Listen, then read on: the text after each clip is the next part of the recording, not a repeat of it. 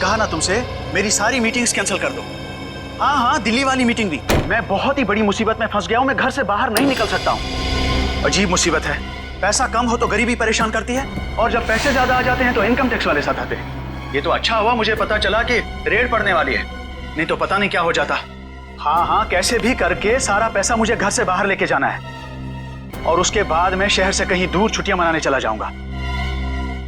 ठीक है, मैं बाद में तुमसे बात करता हूं।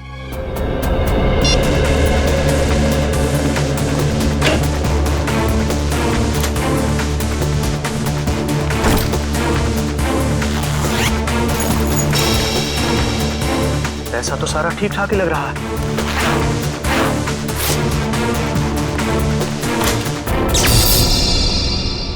अरे, ये लाइट कैसे चली गई? ऐसे तो कभी जाती नहीं है लाइट।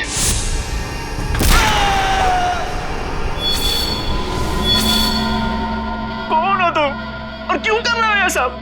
तुम तो एक लेखक हो ना, जानते ही होगे कि कोई किसी की जान क्यों लेता है। जान लेने की 3 ही वजह होती है, पैसा, प्यार और बदला।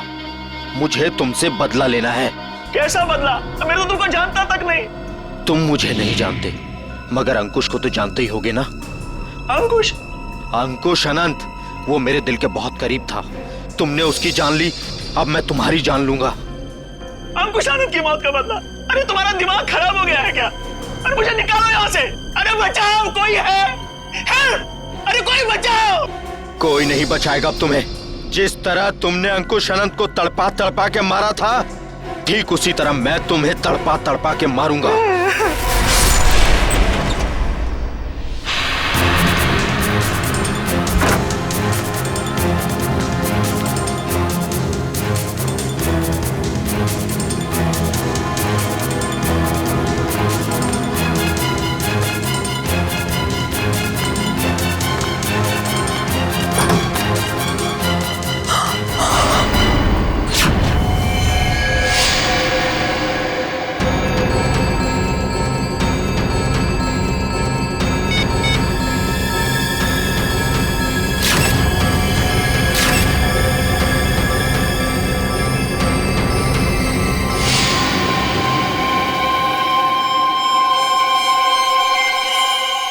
ये क्या है?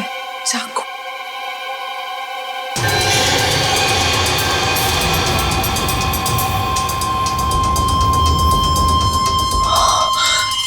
ये क्या किया मैंने? फोटो खींचने के चक्कर में अपनी उंगलियों के निशान चाकू पे छोड़ दिए।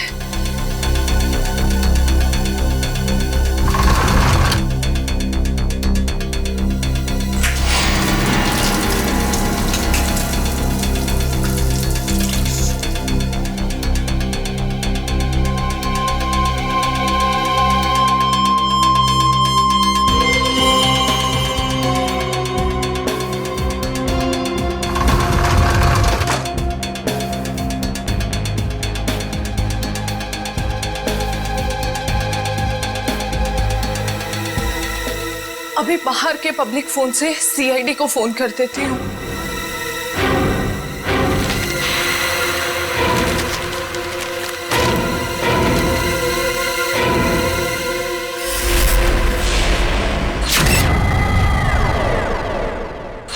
बड़ी बेरहमी से मारा है इसे। गला तो पूरा चीर के रखा है। देखने से लगता है कि उन्हीं के दिल में इसके लिए बहुत नफरत थी। हाँ, बदला लेने के लिए किया गया खून है ये। और नहीं, ये देखो, एक पैसे को हाथ नहीं लगाया, एक पैसे को भी।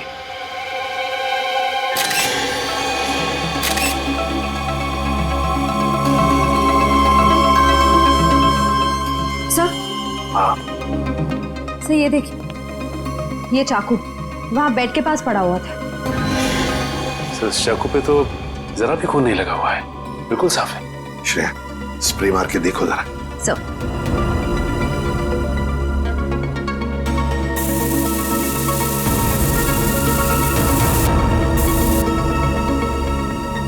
सर ये देखिए, इसका मतलब खून इस चाकू से ही किया गया है। रंग बदल गया, मतलब चाकू पर खून है। खून इसी चाकू से किया गया है। सर एक बात समझ में नहीं आ रही, खूनी ने चाकू को साफ करके यहीं क्यों छोड़ दिया? वो इसे अपने साथ भी तो ले जा सकता था। बिल्कुल, चाकू यहीं पर छोड़ के क्यों गया वो, और वो भी साफ करके? कोई ना कोई तो वजह जरूर है। सर, हाँ, दगोड़िया जी का मैनेजर आ गया। आ गया? जी सर। ठीक है सचिन, बॉडी को फॉरेंसिक लैब भेजने का बंदोबस्त करो। अच्छा, इस मैनेजर से मिलता हूँ।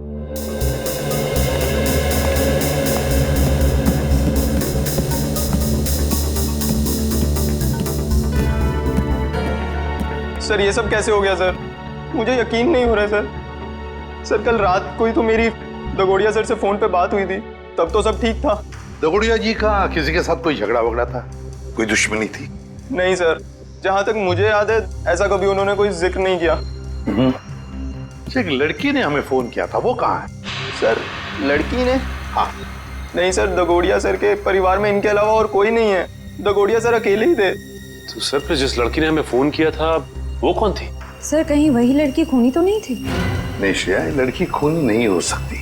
लाश को उठा के ऊपर लटकाना कोई आसान काम नहीं है, ये कोई लड़की नहीं कर सकती। सर एक और बात समझ में नहीं आ रही, लड़की हमें इन्फॉर्म करने के बाद कि खून हुआ है यहाँ पे, खुद कैसे गायब हो गई? डर गई होगी और शायद इसीलिए उसने लैंडलाइन से, मेरा मतलब है पीसीओ से हमें फोन किया होगा।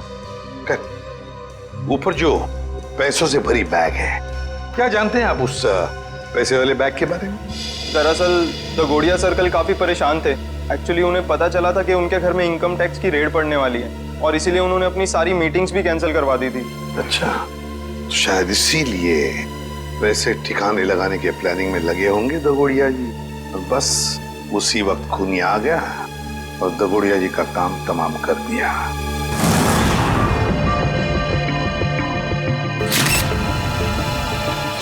एक मिनट, देखो ये देख रहे हो, इसके गाल पर ये नीला नीला निशान। हाँ सर। तो देखो ये निशान दोनों तरफ। ये कोई जहर का चक्कर तो नहीं हो सकता है सर, लेकिन व्यवहार ऐसा लगता है जैसे ये उंगलियों का निशान है। कहीं ऐसा तो नहीं है कि खूनी ने इसका मुंह दबाने की कोशिश की हो? इसे देख के तो ऐसा ही लग रहा है सर। पर क्यों? कहीं ऐसा तो नहीं कि खूनी इसका मुंह खोलना चाहता हो सकता है। इसका मुंह देखना चाहिए खोल के।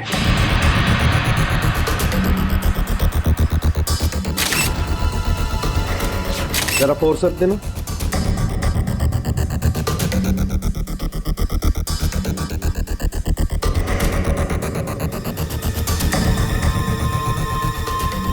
ये देखो, इसके मुंह में ये कागज का टुकड़ा, क्या हो सकता है ये?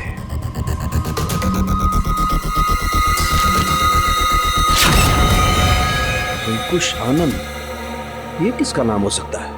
खूनी अपना नाम लिख करके तो कागज का टुकड़ा इसके मुंह में डालेगा नहीं सर। फिर ये चक्कर क्या है?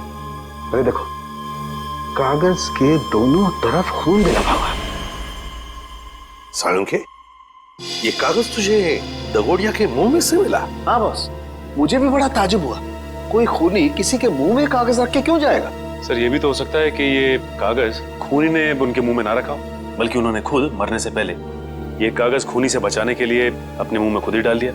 हाँ सर, हो सकता है उनकी मौत इस कागज की वजह से ही हुई हो सकता है वो ना चाहते हो कि ये कागज खूनी के हाथ लग जाए, इसीलिए उन्होंने इस कागज को अपने मुंह में छुपा लिया। नहीं श्रेया, मुझे नहीं लगता कि ये कागज उन्होंने खुद अपने मुंह में छुपाया, बल्कि जिस तरीके के नीले निशान उनके गालों पर पड़े हुए थे, मुझे तो ये लगता है कि खूनी ने जबरदस्ती उनका मुंह खोला और बाद में ये कागज उनके मुंह में ठूस दी। साळुंखे, खून से सने कागज पर लिखा है अंकुश आनंद। ये जो खून है, क्या दगोड़िया के मुंह के अंदर कोई चोट के निशान या फिर कोई खून था? नहीं बस, लाश के मुंह में किसी किस्म का कोई जख्म या कोई चोट का निशान नहीं था। मुझे लगता है कि खूनी ने पहले दगोड़िया साहब को मारा और उसके बाद ये कागज उनके मुंह में रख दिया। ये जो खून लगा है कागज पे, ये खूनी का है? नहीं सचिन, ये खून दगोड़िया साहब का है। मैंने चेक कर लिया बॉस। सर, इंटरनेट पे ये नाम सर्च किया मैंने, अंकुश आनंद। इस नाम के 2 लोग हैं सर, एक है चेन्नई में और दूसरा नासिक में। पता लगाओ इन दोनों के बारे में। इन दोनों में से एक का संबंध तो जरूर होगा, इस दगोड़िया के साथ जरूर होगा। हेलो, हाँ, कहाँ पे? ठीक है, हम लोग पहुंचते हैं। सर, एक और खून हो गया है, लेखक मुकेश कुमार का। लेखक मुकेश कुमार? मतलब एक और लेखक का खून? तो फिर जरूर इस मुकेश कुमार और दगोड़िया के खून में कोई ना कोई संबंध है, कोई ना कोई संबंध जरूर है।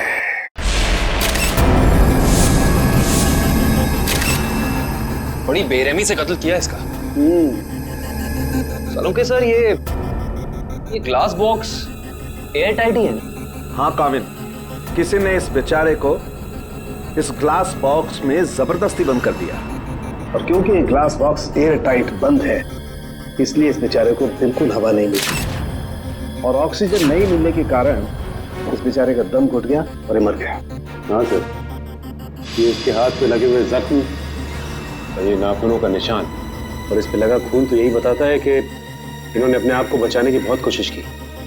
एक काम करते हैं, कल इस लाश को बाहर निकालते हैं। Yes sir.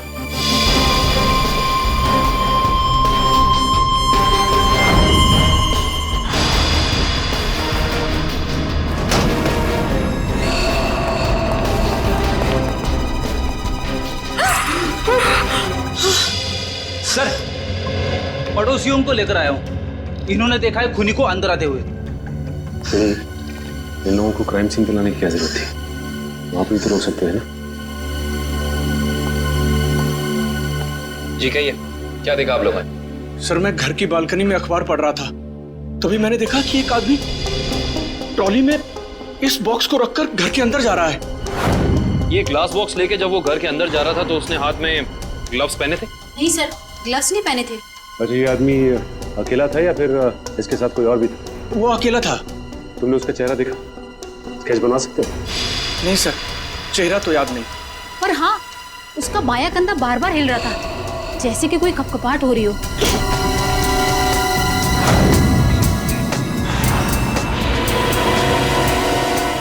Kevin, yes sir. एक मिनट।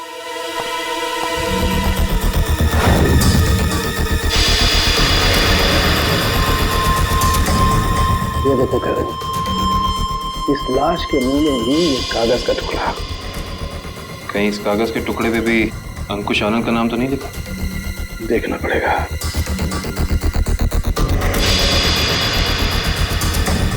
इस पे तो रिजू कालिया लिखा हुआ। रिजू कालिया? ये तो रिजू कालिया इनकी किताब का ही एक किरदार है, और उसकी भी मौत कहानी में बिल्कुल इसी तरह से हुई थी, दम घुटने की वजह से। इसका मतलब ये अंकुश आनंद, ये भी दगोड़िया की किसी किताब का किरदार है, और ये सारा का सारा काम सीरियल किलर का है, तो एक के बाद एक लेखकों को बिल्कुल उसी तरह से मार रहा है जैसे कि लेखक अपनी कहानी में किरदार को मारता है। ऐसे ही लगता है। सलोके सर, ये ग्लास बॉक्स पे कोई फिंगरप्रिंट्स मिले अभी तक कि नहीं? अभी कागज ढूंढा यार, फिंगरप्रिंट्स अभी ढूंढना बाकी है।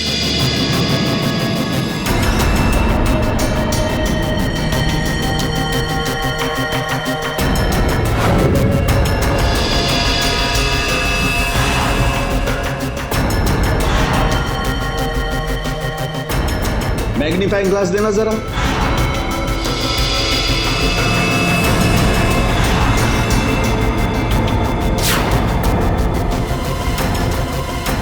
ये कैसे निशान है? कैसे निशान मतलब? डैडी, मैंने अपनी पूरी जिंदगी में उंगलियों के निशानों पर अंग्रेजी के अक्षर छपे हुए नहीं देखे। उंगलियों के निशानों पे अंग्रेजी के अक्षर? हाँ काविन, देखा था। पूरा ग्लास दे। ये लीजिए।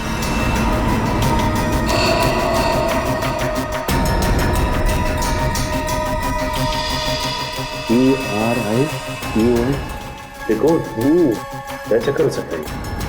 पड़ोसी भी कह रहा था, ये ग्लास बॉक्स लेकर जो इंसान यहाँ आया था उसने ग्लव्स नहीं पहने थे। इसका मतलब ये अनोखे उंगलियों के निशान उसी इंसान के हैं।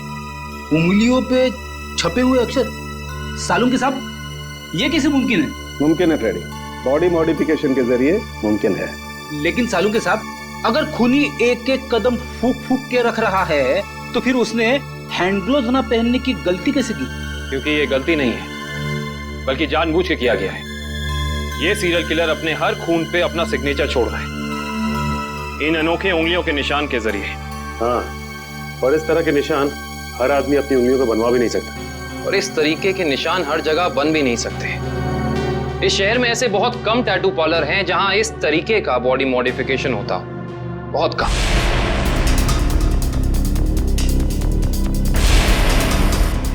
यस, ये बॉडी मॉडिफिकेशन आपने किया है?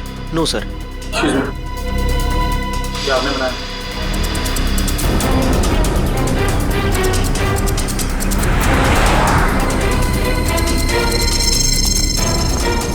अभी बिजी हूं मैं, बाद में आना। हम भी बहुत बिजी रहने वाले लोग हैं, बाद में आने का वक्त नहीं है हमारे पास। बिना अपॉइंटमेंट के आ रहे हो? मैं तुम्हारा टैटू नहीं बनाऊंगा। सीआईडी शिवा, बाद में आना। क्या हुआ सर? मैंने कुछ किया क्या? शहर में कुछ खून हो रहे हैं। खून? किताब लिखने वाले लेखकों के। लेखकों के? पर मैं तो टैटू आर्टिस्ट हूँ सर, मेरा क्या लेना देना इससे? हो सकता है कुछ लेना देना हो। मैं समझा नहीं सर। बॉडी मॉडिफिकेशन भी करते हो ना तुम?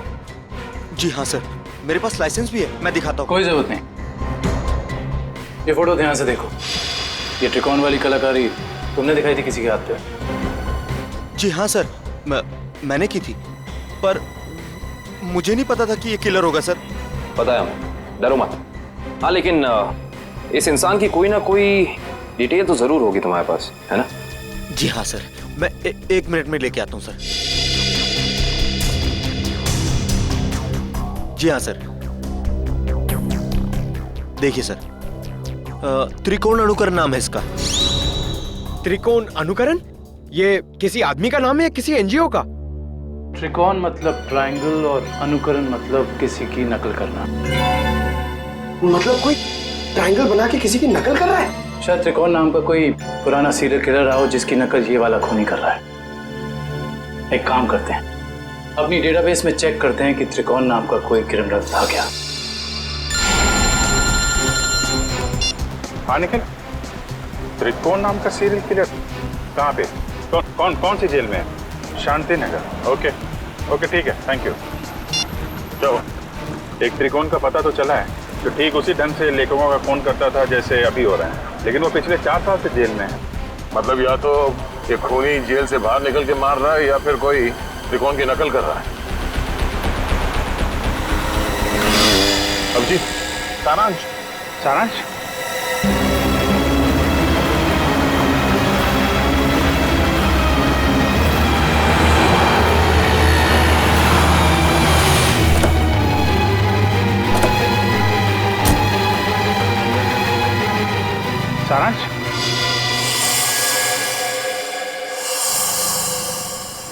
नहीं अंकल, मैं तो अभिषेक हूँ।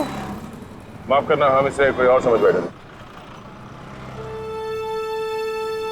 सर 15 दिन हो गए, अखबार, न्यूज़पेपर्स, हर जगह कोशिश कर ली, मगर सारांश हमें मिला ही नहीं सर। मिलेगा पंकज, जरूर मिलेगा। मेरा दिल बोल रहा है सारांश हमें जरूर मिलेगा। सर, ये लोग सीआईडी से आए हैं। आइए सर, मैं आप ही लोगों का इंतजार कर रहा था। त्रिकोण से मिल सकते हैं हम लोग? हाँ, क्यों नहीं। पर सर, मुझे नहीं लगता कि त्रिकोण ये सारे खून कर रहा है, क्योंकि इस जेल से बाहर निकलना बिल्कुल ही नामुमकिन है। अच्छा, इस त्रिकोण का स्वभाव कैसा है अभी यहाँ इस जेल में? हिंसक और खतरनाक ही है या? नहीं सर, ऐसा बिल्कुल भी नहीं है। वो तो बहुत ही शांत और सुलझा हुआ है। मैं तो खुद चाह रहा था कि सरकार से अपील करूं कि उसकी सजा माफ कर दी जाए। अब ये कोई संयोग तो नहीं हो सकता कि कोई उसकी नकल करके खून कर रहा है? हाल ही में कोई आया था उससे जेल में मिलने के लिए? नहीं सर, आप तो जानते हैं कि वो स्पेशल सेल में है, और स्पेशल सेल में बाहर वाला तो क्या, कोई जेल का कैदी भी उससे नहीं मिल सकता। चलिए जरा मिल लेते हैं।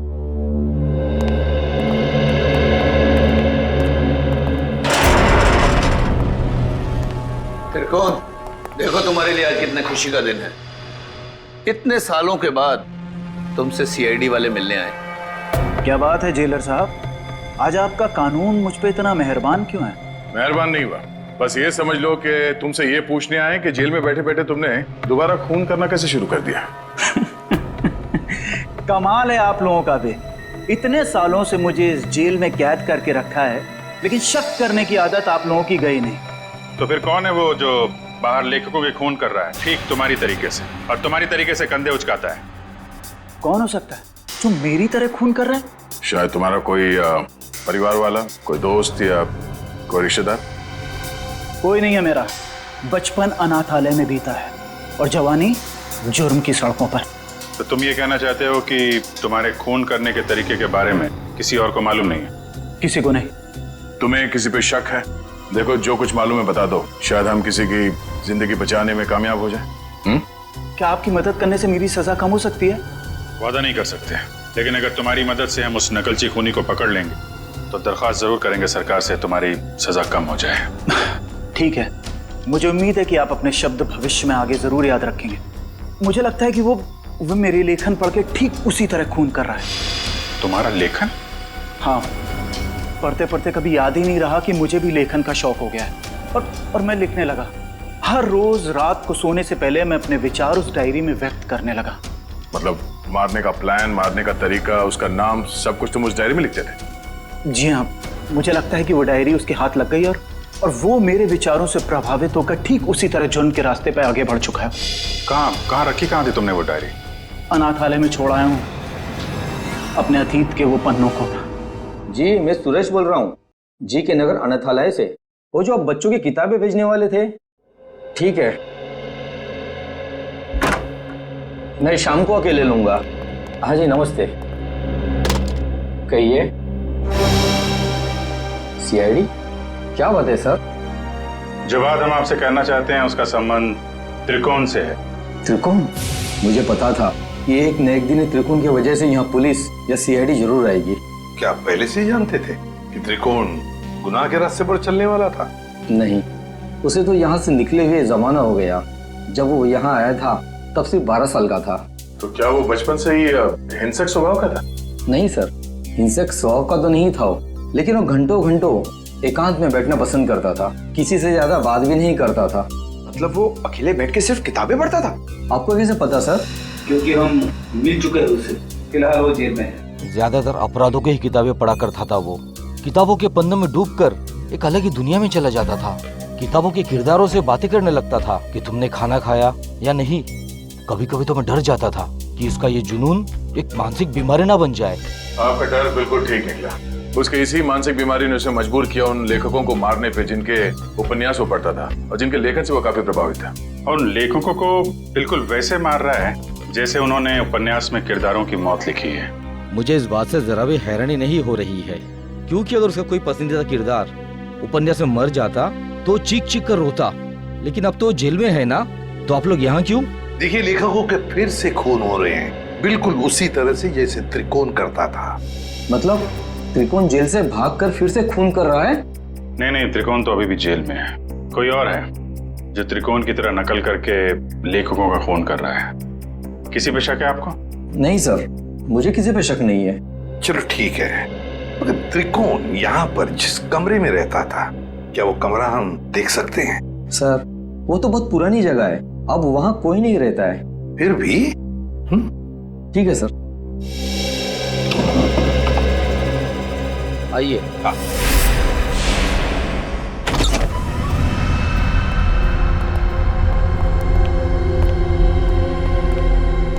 तो ये है त्रिकोण का कमरा। मैनेजर साहब, त्रिकोण के पास एक डायरी हुआ करती थी, कुछ जानते हो उस डायरी के बारे में? नहीं सर, हमें तो ऐसी कोई डायरी नहीं मिली। वैसे आप देख सकते हैं सर, यहाँ पे कुछ पुरानी किताबें पड़ी है, शायद उसमें हो। देखो फ्रेंड, किताबों को ऐसे क्यों रखा गया? संभाल के क्यों नहीं रखा? ऐसे तो दीमक खा जाएंगे इसे। माफ करना सर, दरअसल इस कमरे की तरफ मैंने ध्यान ही नहीं दिया।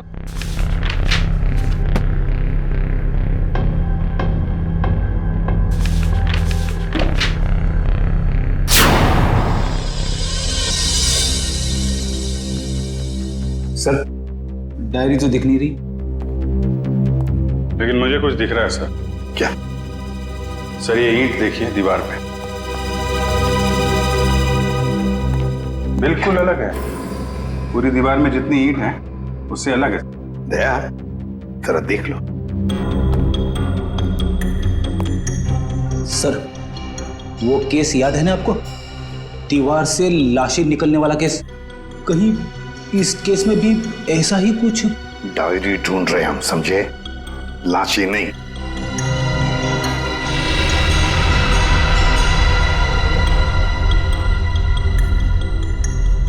नहीं फ्रेडी, या लाश तो दूर, एक किताब भी नहीं रख सकते हैं।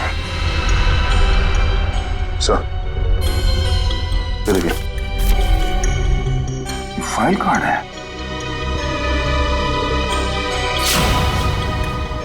हाँ, त्रिकोण। मतलब वो नकलची खूनी डायरी निकाल के ले गया। अभिजीत, ये जरूर त्रिकोण के डायरी का कवर है। मतलब यहाँ जो भी आया था वो जानता था कि त्रिकोण ने अपनी डायरी कहाँ छुपा के रखी है। ये यहाँ त्रिकोण के बाद में कोई रहता था? हाँ सर, एक लड़का रहा करता था, सुंदर नाम था उसका। ये सुंदर बाद में भी कभी आया था यहाँ इस कमरे में? हाँ सर, आया था। महीने भर पहले वो मुझसे मिलने आया था और कुछ दिन यहाँ रहा भी हो, अपनी पुरानी यादें ताजा करने के लिए। अच्छा, सुंदर। सुंदर का पता तो होगा ना आपके पास?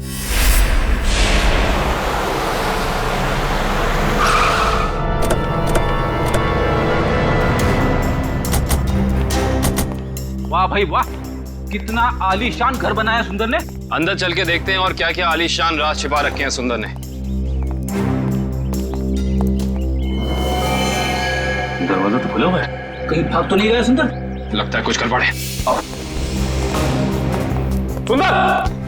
ओह माय गॉड, वो देखो।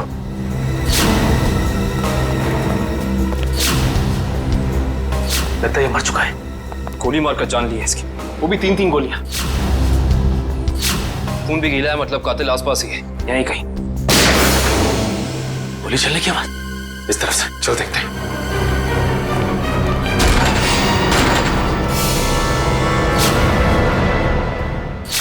देखो से। सुंदर जी, हाथ ऊपर।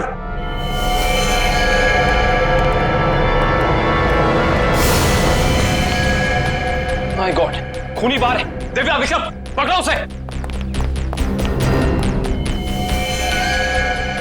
लगता है ये हमें कुछ बताना चाहते हैं। हाँ कवित।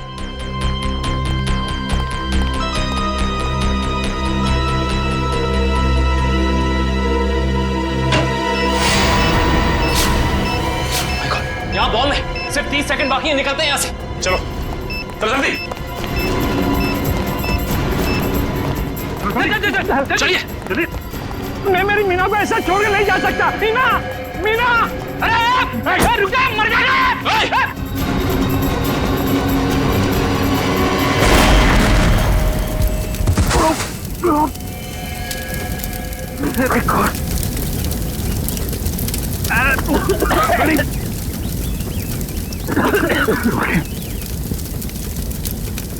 लगता है बीवी और नौकर के साथ साथ सुंदर जी भी मारे गए।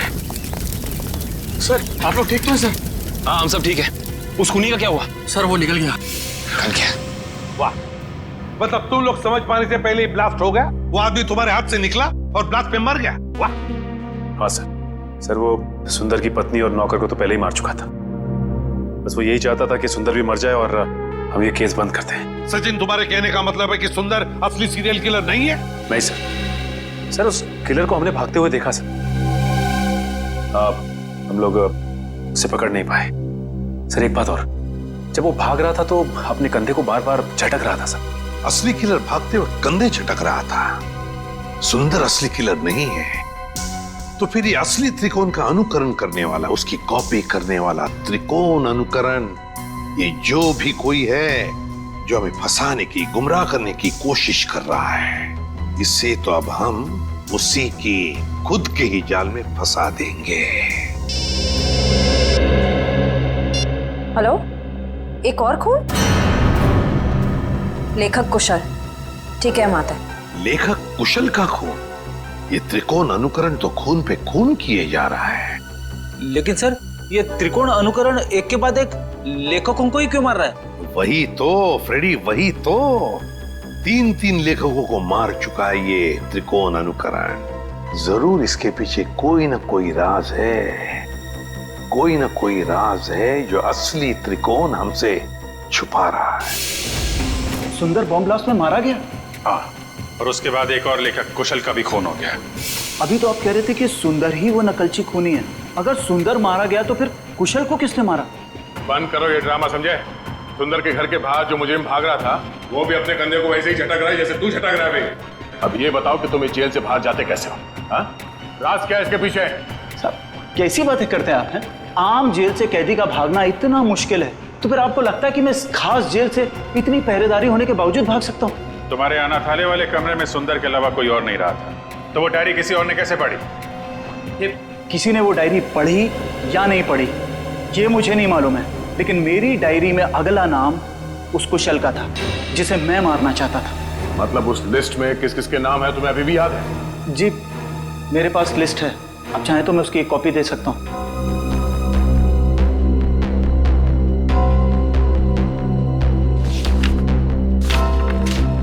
पहले देना चाहिए था, शायद कुशल की जान बच जाती। मुझे इस चीज की उम्मीद नहीं थी। आशा करता हूं कि आगे किसी और की जान नहीं जाएगी।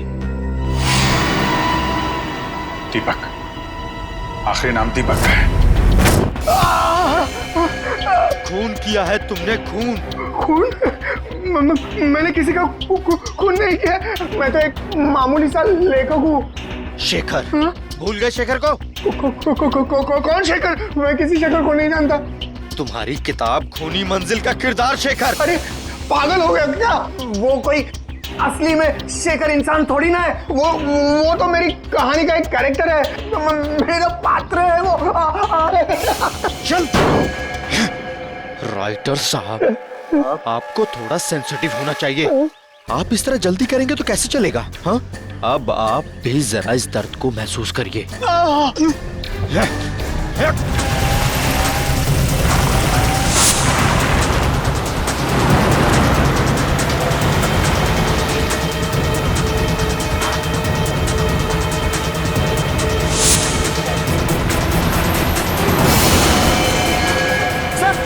सर दीपक का उस गाड़ी में।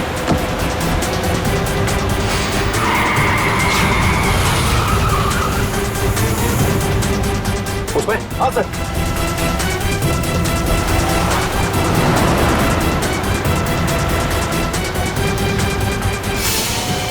आज ये नकलची लंगूर हमारे हाथ से बचेंगे नहीं।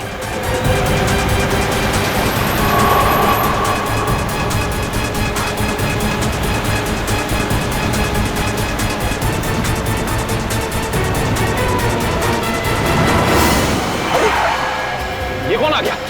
कोई शराबी होगा सर, इसकी वजह से हमारा खून ही हाथ से निकल जाएगा।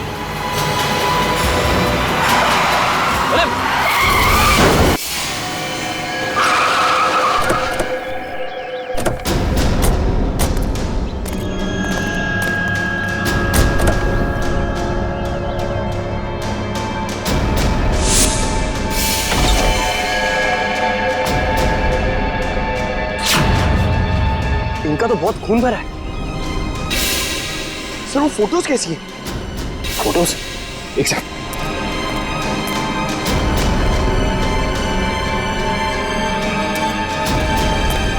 ये देखो, ये तस्वीरें केसी डगोडिया के क्राइम सीन की तस्वीरें इनके पास। ये फोटोज इसके पास कैसे आई सर? ये कोई जर्नलिस्ट या रिपोर्टर तो नहीं? जर्नलिस्ट को तो वहां अंदर आना अलाउ नहीं किया था। सर इसका मतलब ये हमारे पहुंचने से पहले वहां पहुंच गई थी। हो सकता है पंकज, कहीं ये वही लड़की तो नहीं जिसने हमें फोन करके बुलाया था? इसका होश में आना बहुत जरूरी है। दिव्या, पानी की छींटे डालो।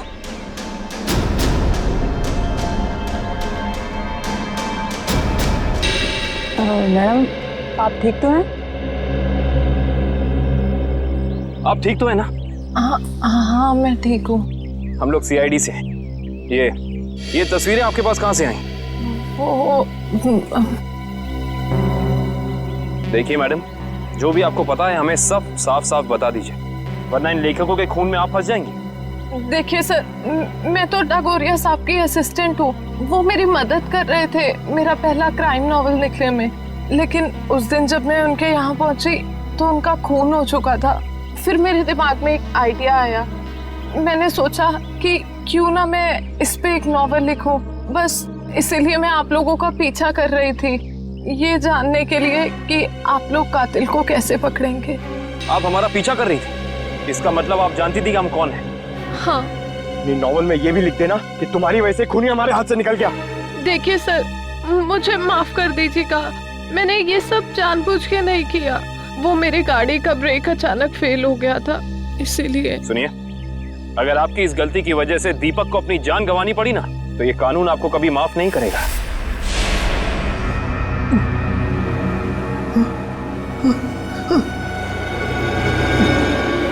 मुझे छोड़ दो प्लीज, प्लीज मुझे यहाँ से जाने दो। जाने ही तो दे रहा हूं तुझे। बहुत जल्द तू भी शेखर के पास पहुंच जाएगा। इसी तरह कुर्सी पर बांधकर मौत दी थी ना तूने उसे, अब तोहफे में तुझे भी यही मौत मिलेगी। बस थोड़ा सा इंतजार। इस मौत के उपन्यास का लेखक रचयिता भी आ रहा है तेरा साथ देने के लिए। त्रिकोण। सर जेलर साहब अंदर नहीं है। जरा बुलाओ उन्हें, हमें त्रिकोण से मिलना है। सर जेलर साहब तो त्रिकोण को लेकर हॉस्पिटल गए हैं, उसे अचानक से दिल का दौरा आया है। दिल का दौरा? कौन सा हॉस्पिटल ले गए? अरे आप लोग? त्रिकोण कहाँ है? आईसीयू में है। क्या बात हो गई? झूठ बोलता है वो हमसे। अब भी कुछ है जो हमसे छुपा रहा है। चलिए दिखाइए। आइए।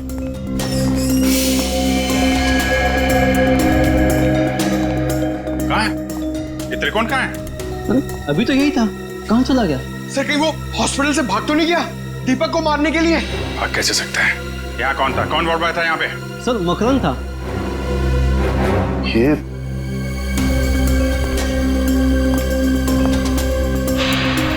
अभिजीत, तो बेहोशी की दवाई है। अभिजीत ये देखो, मकरंद का पैर नीचे गिरा पड़ा है। ये बेहोशी की दवाई कहीं मकरंद को कुछ हो तो नहीं गया? नहीं सर, अभी कुछ देर पहले ही देखा मैंने उसे, किसी मरीज को हॉस्पिटल के बाहर लेके जा रहा था वो। ये मकरंद अभी वापस आएगा? नहीं सर, उसकी ड्यूटी खत्म हो गई। इसमें कहाँ मिलेगा वो? सर दारू के ठेके पे। अच्छा, तो ये है मकरंद जी। हाँ सर, ये बार में बैठ के अपने दोस्तों के साथ शराब पी रहा था और अपने जुर्म के किस्से चटकारे लेकर सुना रहा था सर। तो हमने सोचा क्यों ना इसे ब्यूरो में ले चलें, इसकी अच्छी तरह से खातिरदारी करें। वाह वाह वाह सचिन, ये तुमने बहुत अच्छा काम कर दिया। क्यों मकरंद जी, अब हमें भी सुनाओगे ना अपने कारनामों की कहानियां? क्यों, बताओ। साहब मुझे 1 लाख रुपए दिए गए थे उस मरीज को अपने वार्ड से बाहर लाकर गाड़ी में बिठाने के लिए। क्या? हाँ साहब। 1 लाख रुपए के लिए अपने आप को बेच दिया तुमने? किसने दिए थे पैसे तुम्हें? साहब ये मत पूछिए, अगर उसे पता चला कि मैंने उसका नाम बता दिया तो वो मुझे। अच्छा, तो तुम्हें क्या लगा हम तुम्हें ऐसे ही छोड़ेंगे? और खातिरदारी करेंगे हम तुम्हारी, ऐसी खातिरदारी कि जिंदगी भर याद रखोगे। क्यों सचिन? बिल्कुल सर। अरे नहीं साहब, इसकी क्या जरूरत है, मैं बताता हूँ ना साहब, बताता हूँ मैं। फिर बताओ जल्दी। ढूंढो इस घर को अच्छी तरह से ढूंढो। देखो कहीं छुप कर बैठा है क्या? कोई ना कोई सुराग तो जरूर मिलेगा।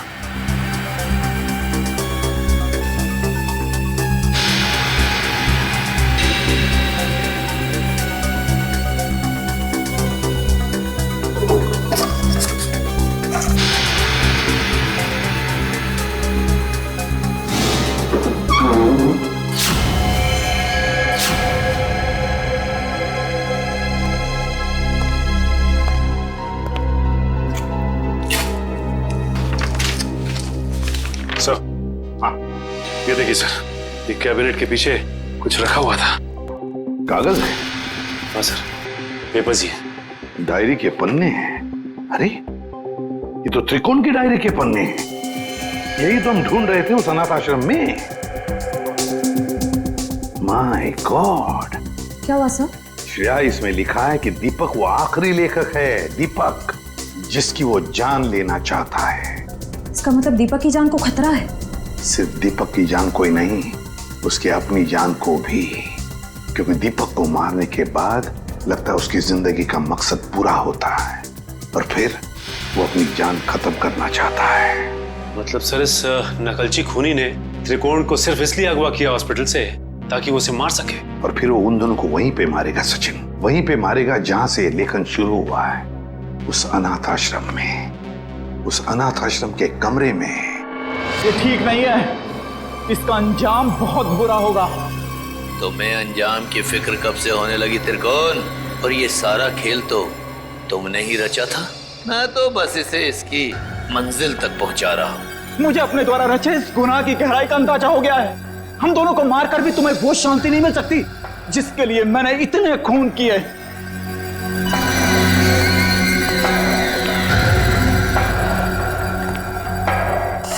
हाँ हाँ, क्यों नहीं, पर मुझे नहीं लगता कि ये सारे खून त्रिकोण ही कर रहा है। बहुत देर हो चुकी है त्रिकोण। तेरे प्रवचन अब ना तो तेरी जान बचा सकते हैं और ना ही दीपक की। नहीं चला, तुम ऐसा नहीं कर सकते। अब तुझे मैं बिल्कुल वैसे ही मारूंगा जैसे त्रिकोण ने अपने उपन्यास में लिखा था। नहीं चला तुम। मुझे मत मारो, मुझे जाने दो। बस होगा तुम्हारा खेल। अब अगर कोई हरकत की ना तुमने तो तेरा वो हाल करेंगे तो सोच भी नहीं सकता। सीआईडी, तो आखिर मेरा भेद खुल ही गया। तो अब तुम लोग मुझे फांसी पर चढ़ाए बिना तो छोड़ोगे नहीं। तो क्यों ना मैं फांसी पर चढ़ने से पहले इन दोनों को मार के अपना मकसद पूरा कर लूं।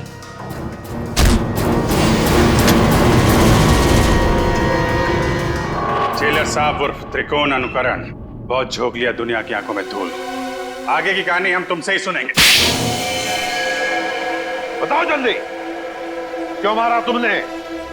मैं जानता था मेरे लेखन में वही आकर्षण है, वही शक्ति है जो उन लेखकों के लेखन में थी जिनका मैंने खून किया। और इसीलिए त्रिकोण ने मुझे इसके अनाथालय भेजा ताकि इसकी डायरी के बहाने मैं इसका लेखन पढ़ सकूं और इसका फैन हो जाऊं, और ऐसा फैन हो जाऊं कि ये मुझसे जो चाहे वो करवा सके। जेलर साहब को फैन बनाने का मेरा सिर्फ और सिर्फ एक ही इरादा था, ताकि मैं अपनी सजा कम करा सकूं। इसलिए मैंने अपने हिसाब से इन्हें खून करने पर मजबूर किया ताकि मैं आप लोगों की मदद से सुंदर को पकड़वा सकूं और अपनी सजा कम करा सकूं। और सुंदर को बलि का बकरा बनाने के बाद मुझे इस बात का अंदेशा हुआ कि त्रिकोण का सपना कभी पूरा नहीं होगा। इसके लिए कुशल, दीपक और त्रिकोण की जान लेना भी जरूरी है। तो मैंने त्रिकोण के खाने में एक दवा मिला दी जिससे इसको दिल का दौरा पड़े, और फिर मैं इसे अस्पताल से अगवा करके इसको इसकी मंजिल तक पहुंचा सकूं। अगर सीआईडी को सुंदर की लाश मिल गई तो शायद वो सीरियल किलर को ढूंढना बंद कर दें, मगर फिर त्रिकोण के उस सपने का क्या होगा? उन सब लेखकों को मार के मोक्ष प्राप्त करने का सपना? नहीं, मैं पूरा करूंगा त्रिकोण का वो सपना। मैं त्रिकोण को गुमराह होने नहीं दे सकता।